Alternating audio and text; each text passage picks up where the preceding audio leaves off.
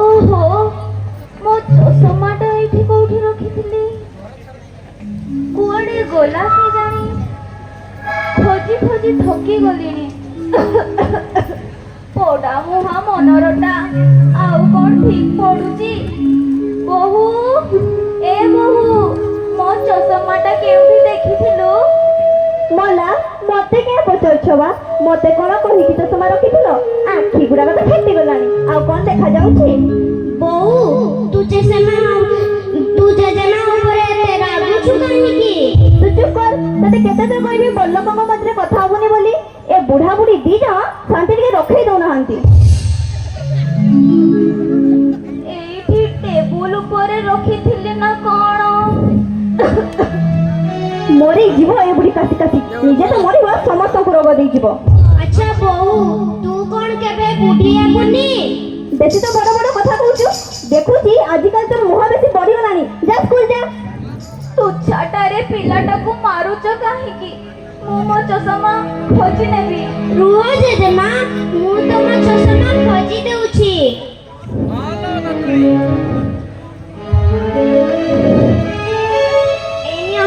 एनियो तम चषमा आ खबर कागज अरे सत्य तो एठी थिला मु केते खोजिली मो नातुणी परी की हेबो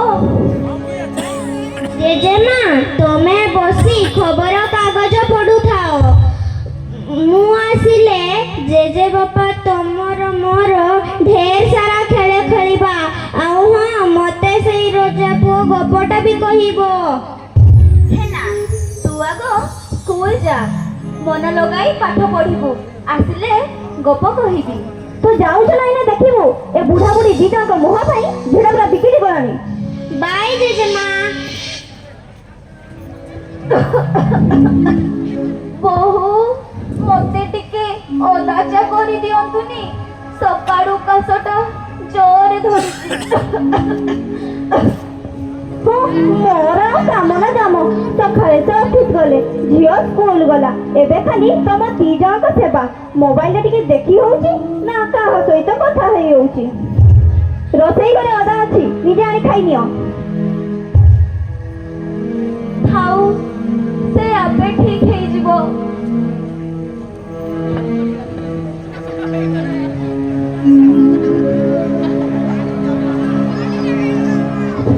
ओहो कि खटा मुंडटा बुलेई दउछि चारिआडे अंधार देखा बहु मां टिके लेबू पानी आनिलु टेबुल रे पानी अछि पी नियो कोई न जाई परबिनी निजे करी खाइबार अभ्यास करी नियो अरे से पिला लोक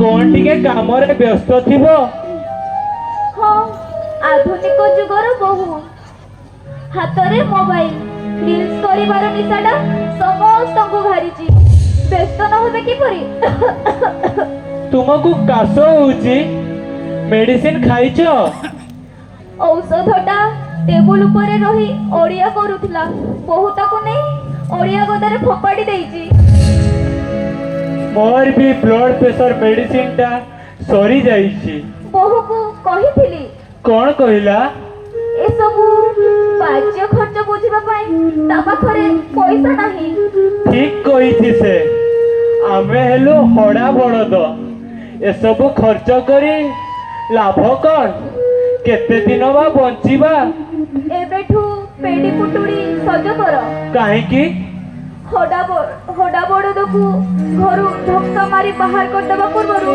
निजे चाली जिबाटा भलो हाँ सेईटा तो आम शेष ठिकाना सबु सेई काड़ियार लीला देखिबा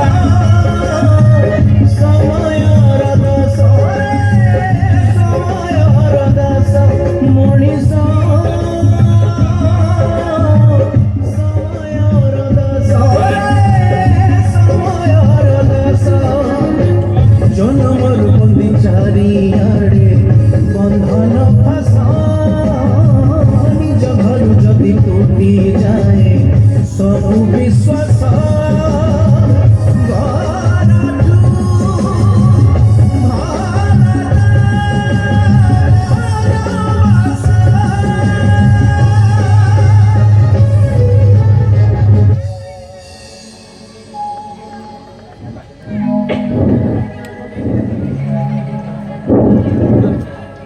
हेलो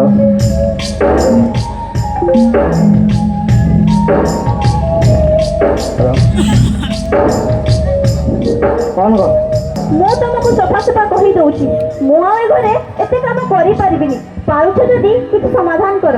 तुम्हें कौन कहू चाहूच ଆରେ ତମେ ଏକା ରୋଜଗାର କର ଆଉ ଆମେ 5 ପ୍ରାଣୀ କୁଟୁମ୍ବ ତାପରେ ଝିଅର ପାଠ ପଢା ଘର ଭଡ଼ା ଔଷଧ ଖର୍ଚ୍ଚ କେତେ କଣ ତା ଛଡା ମଣିଷ ଟିକେ ଶାନ୍ତିରେ ବସି ପାରୁଛି ନା କଣ କୁଆଡେ ଯାଇପାରୁଛି। ताहले ବାପା ମାଙ୍କୁ ନେଇ ବୃଦ୍ଧା ସମୟ ଛାଡି ଦିଅ ଖର୍ଚ୍ଚ ବି କମିଯିବ ସମୟ ବି ବଞ୍ଚିଯିବ। हेले ए अवस्था रे लोके कहिबे कौन ଲୋକେ କଣ ଦେବେ ନା ନେବେ ମୁଁ ଆଉ ଏ ଘରେ ଏତେ କାମ କରିପାରିବିନି ତମେ ତମର ବାପା ମାଙ୍କୁ ମୁଣ୍ଡେଇ ଧରିଥାଅ ମୁଁ ଚାଲିଲି। ओहो सौदा तोरा टिके बुझिया को चेष्टा कर କଣ ଆଉ ବୁଝିବି ମାନେ କଣ ଆଉ ବୁଝିବି କହିଲ।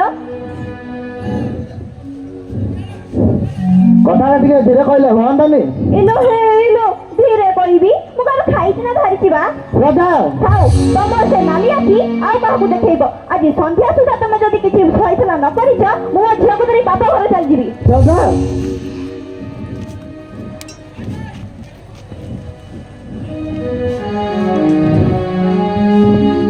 ବୋହୁ ମାଙ୍କର କଣ ହେଇଛି କିରେ ଶୁଭ ଏମିତି ଧୁମଧୁମ ହୋଇ ଚାଲିଗଲେ ଯେ ନାଇଁ ବାପା ସେ କିଛି ନୁହେଁ ତୁ ନିଶ୍ଚୟ ତାକୁ କିଛି କହିଛୁ ଆରେ ସିଏ ପିଲା ଲୋକ ତାକୁ ଟିକେ ବୁଝେଇ କହିଲେ ହୁଅନ୍ତାନି। କଥା କଣ କି ବାପା ଆପଣ ଯଦି କିଛି ଖରାପ ନ ଭାବନ୍ତି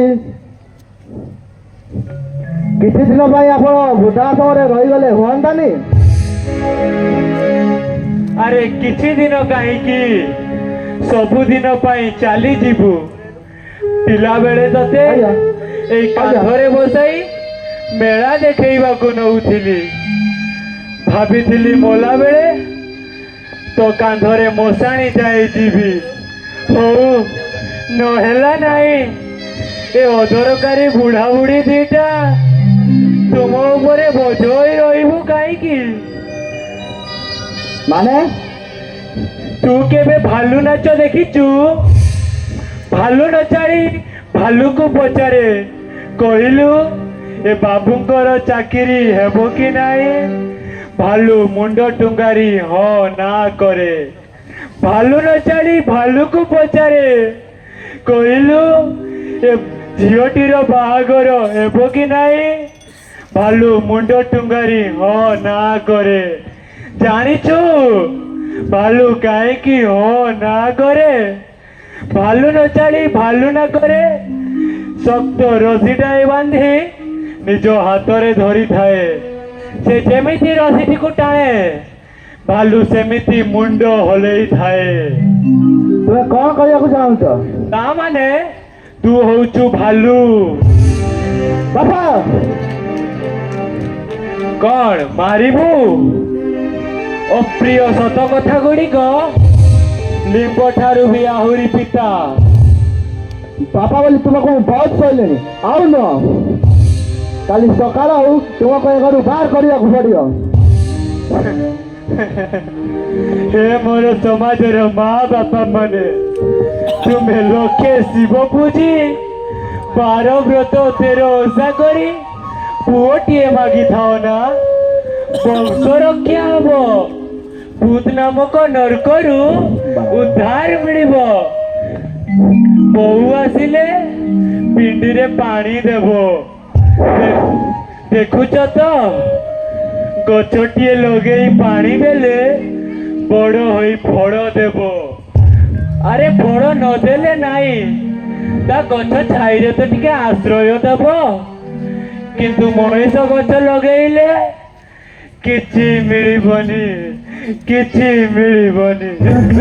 ଚାଲିବା ଦିନେ ଶିଖିଲା ଯିଏ ବୁଢ଼ା ବୟସେ କହୁଛି ମତେ ଚିହ୍ନିନି ସିଏ ପୁଅ ସହରୀ ବାବୁ ବାପା ଗାଉଁଲି ଟିଏ ମୋ ପରିଚୟ ତୁ ସିଏ ଲୁଚେଇ ଦିଏ ପ୍ରଭୁ ତାକୁ ତୁମେ କ୍ଷମା କରିବ ସେ ନିଷ୍ପାପୀ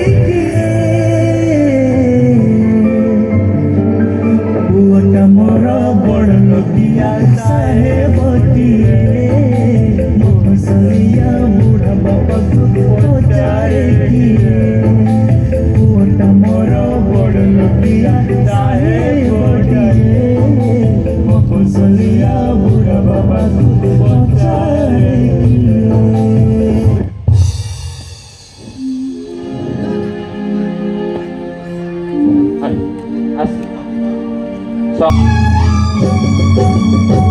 भाग्यता लिखी कपाड़ा लिखान भाग्य डरे बांधा मनीष जीवन भाग्यता लिखी कपाड़ा लिखान भाग्य डरे बांधा मनीष जीवन कहा तू हंसाए सिए कहा तू पंदाए रे कहा सिंदूरा साथी स्नेहा के दिए सब भाग्य हाथ दाना सब भाग्य हाथ दाना भाग्य दल की कपाड़ा लिखान भाग्य डोरे बांधा मनीषा जीवन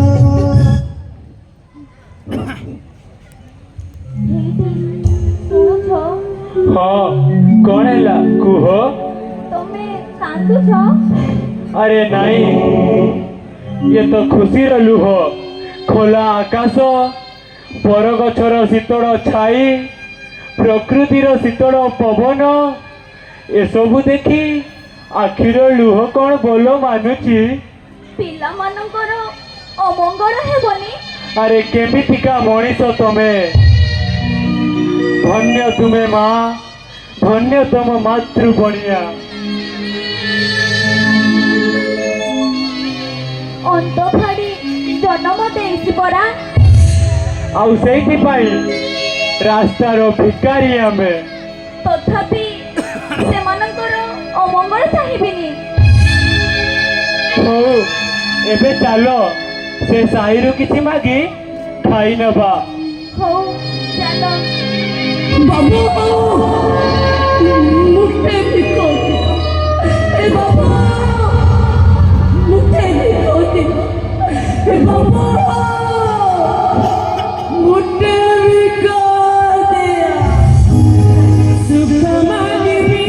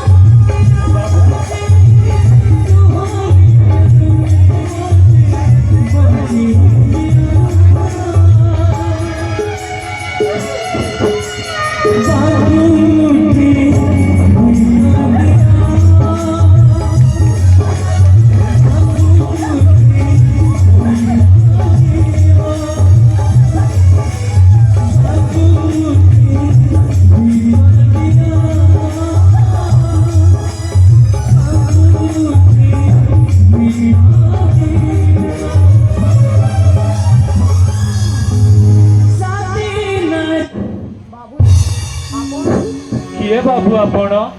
ଏ ଭିକାରୀ ବୁଢ଼ାଟିକୁ ଜୁହାରଉଛନ୍ତି କାହିଁକି? ଆପଣ ଭିକାରୀ ନୁହନ୍ତି ବାବୁ, ଆପଣ ମୋ ପାଇଁ ଭଗବାନ। ହେଲେ ମୁଁ ମୋ ଭଗବାନଙ୍କୁ ଆଜି ଏମିତି ଅବସ୍ଥାରେ ଦେଖିବି କେବେ ଭାବିନଥିଲି। ସବୁ ସେଇ ବିଶ୍ୱ ନିୟନ୍ତା କାଳିଆର ଇଚ୍ଛା। ଆରେ ଦୈବ ଦୌଡ଼ି ମଣିଷ ଗାଈ, ସେଣିକି ଟାଣଇ ସେଣିକି ଯାଇ। ରାଜା ହରିଶ୍ଚନ୍ଦ୍ର ଯେ ଦିନେ ମଶାଣି ଜଗିଥିଲେ, ହେଲେ ଆପଣ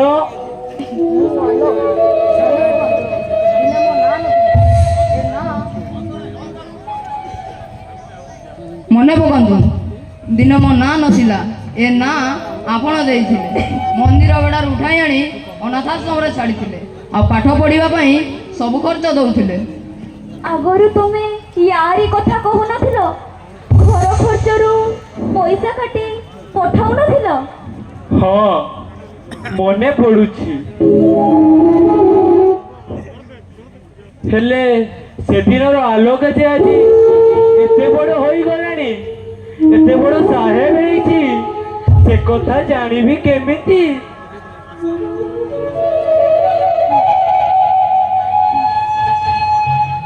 ଏତେ ଡେରି କାହିଁକି? ଦେଖ ଅର୍ପିତା, ମୁଁ ତୁମକୁ ଯେଉଁ ଭଗବାନଙ୍କ କଥା କହୁଥିଲି ସେ ଆଜି ମୋ ଆଗରେ। ବାପା ହେଲା ମା। ସତରେ ଆଲୋକ, ତମେ ଆଜି ମୋର ସବୁ ଖୁସି ପୂରଣ କରିଦେଲ। ଟଙ୍କା ପଇସା ମନ୍ଦିର ପରି ଘର ସବୁ ଥିଲା, ହେଲେ ସେ ମନ୍ଦିରରେ ଭଗବାନ ନଥିଲେ। ଚାଲ ବୋଉ, ଚାଲ ବାପା, ଆପଣଙ୍କ ଘରକୁ ଯିବା। ଆମ ଘର? ଆମର ପୁଣି ଘର ଆସିଲା କୋଉଠୁ? ସେଇଟା ଆମ ଘର ଥିଲା, କିନ୍ତୁ ଆଜିଠାରୁ ସେ ଘର ଆପଣଙ୍କର। ସତରେ କାଳିଆ, ତ ଲୀଳା ବଡ଼ ବିଚିତ୍ର। ଦେଖିବା ସମୟ ଡରି ଏଇ ଜୀବନର ଗପକୁ କେଉଁ ମୋଡ଼ରେ ନେଇଯାଉଛି। ଚାଲ ବୋଉ। ଚାଲ ବାବୁଜୀ।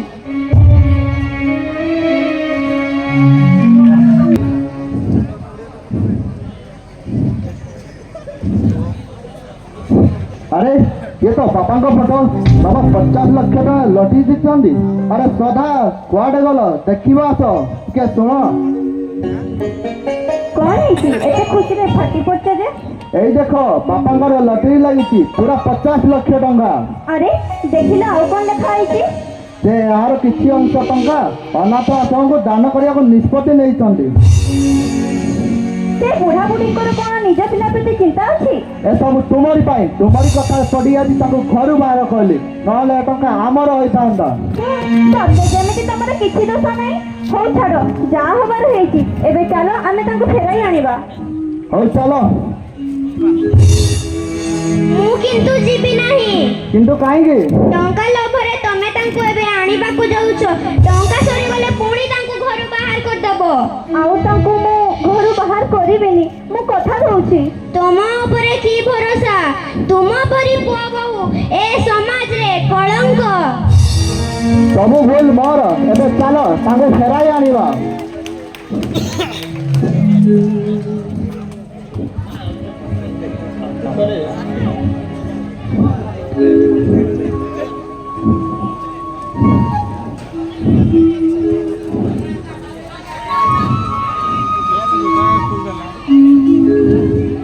ଘରେ କିଏ ଅଛନ୍ତି? ଆମେ ଭିତରକୁ ଆସିପାରିବୁ କି? କବାଟ ଖୋଲା ଅଛି, ଭିତରକୁ ଆସିପାର। ଆରେ ମା ଚିହ୍ନ ତୁ? ଓ ତମେ ତାହେଲେ ଏଠାରେ ପହଞ୍ଚି ଯାଇଛ। ଶାନ୍ତି ଶୁଣୁଛ, ଅତିଥି ଆସିଛନ୍ତି, ଟିକେ ସରବତ କରି ଆଣିଲ। ଆଚ୍ଛା କହିଲ, ଏ ବୁଢ଼ା ପାଖରେ କି କାମ ଅଛି? ମୋର ଭୁଲ ହେଇଛି ବାପା, ଆମକୁ କ୍ଷମା କରିଦିଅ। ଗୋଇଠା ମାରି ବିଷ୍ଣୁ, ଭୁଲଟା ତମର ନୁହଁ, ବରଂ ଭୁଲଟା ମୋର ଯେ ତୋ ପରି ଗୋଟେ କୁଳାଙ୍ଗାର ପୁଅକୁ ଜନ୍ମ ଦେଇଛି।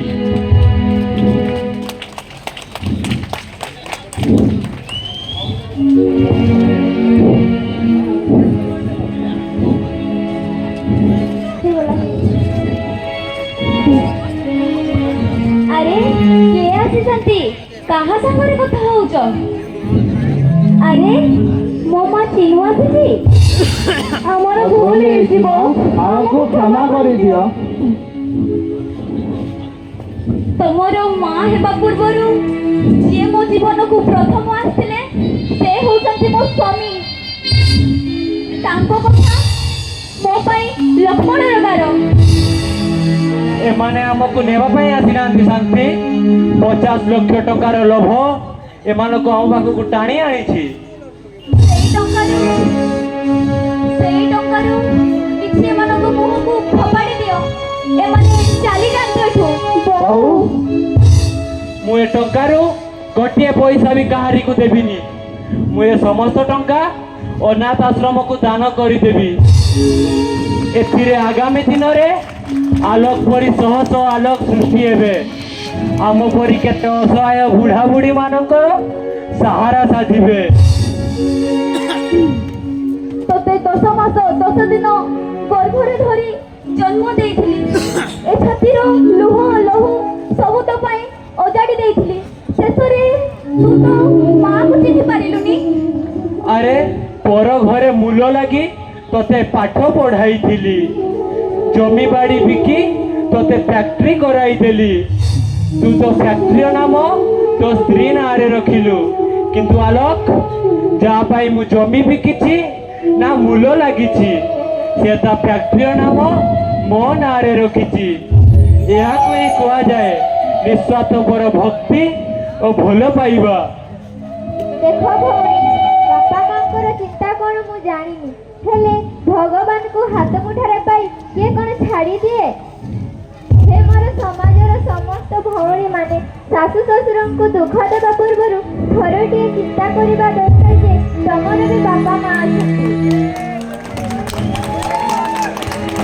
ଶୁଣି ରଖ ସ୍ତ୍ରୀ ଭଲ କରା ବାବୁମାନେ, ଭଗବାନ କୌଣସି ମନ୍ଦିର କିମ୍ବା ମସଜିଦରେ ନାହାନ୍ତି। ଭଗବାନ ହେଉଛନ୍ତି ଆମ ନିଜର ବାପା ମା। ସେମାନଙ୍କର ସେବା ଆମର କର୍ତ୍ତବ୍ୟ। ନହେଲେ ସମୟ ଆସିବ ତମରି ପିଲାଦିନେ ବଡ଼ ହୋଇ ତୁମକୁ ବୃଦ୍ଧାଶ୍ରମରେ ଛାଡ଼ି ଆସିବେ। ଇଏ ତ ସମୟ ହାତର ଡୋରି, କେବେ ଏପାରି ତ ଆଉ କେବେ ସେପାରି।